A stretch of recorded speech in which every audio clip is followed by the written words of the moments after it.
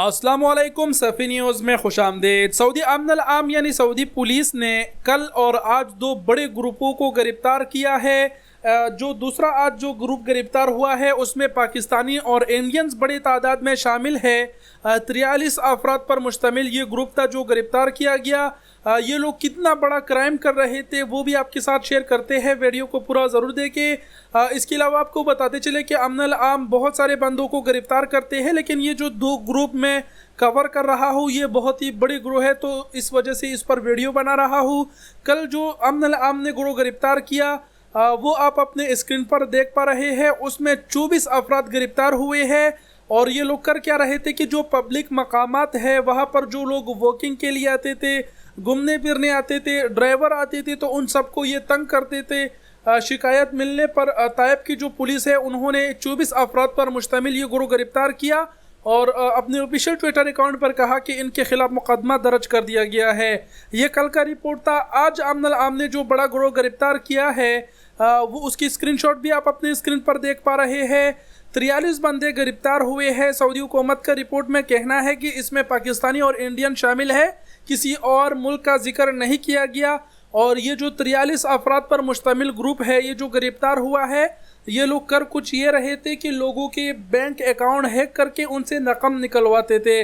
Saudi अरब में अगर आप हैं तो आपको पता होगा ये लोगों को फ़ोन कॉल करते हैं, कुछ लोग इमो से फ़ोन कॉल करते हैं, ये वैसे भी सिम कार्ड पर फ़ोन कॉल कर देते हैं, लोगों को ये जांचा देते हैं कि आपका अकाउंट अपडेट करना है फलाना वगैरह। उनको किसी तरह से जांचे में लेकर उनके अकाउंट से जो रकम है वो निकलवाते थे।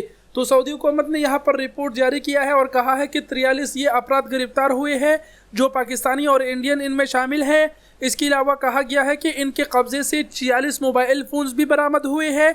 इसके अलावा 59 सिम कार्ड भी बरामद हुए हैं। तो अब ये जो 43 बंदे हैं ये तो सीधे सीधे डिपोर्ट ही होंगे से जेल और जुर्माना और जेल की सज़ा काटने के बाद।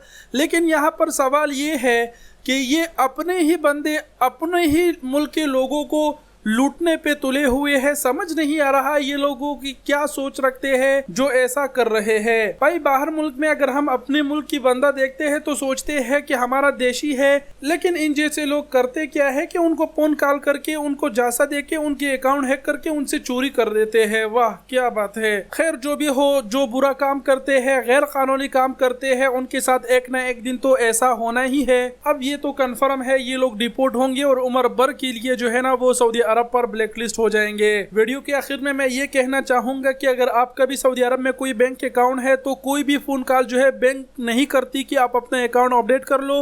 अकाउंट अपडेट वगैरह ये मामला देखने के लिए आपको ब्रांच जाना होता है। कोई भी अगर आपको फ़ोन करे या फिर मैसेज आ जाए कि आप अपने इकामे का नंबर या फिर आपके मोबाइल पर जो कोड आया है वो दे दो तो वगैरह उनसे कतई तौर पर रब्ता ना करें, उनको ये चीज़ें ना दे, नहीं तो आपका बैंक अकाउंट हैक हो जाएगा। उम्मीद करते हैं आप लोग समझ गए होंगे और कुछ कहने की ज़रूरत नहीं। वीडियो देखने का बहुत शुक्रिया। अपना बहुत सारा ख्याल रखिएगा। अल्लाह हाफिज़।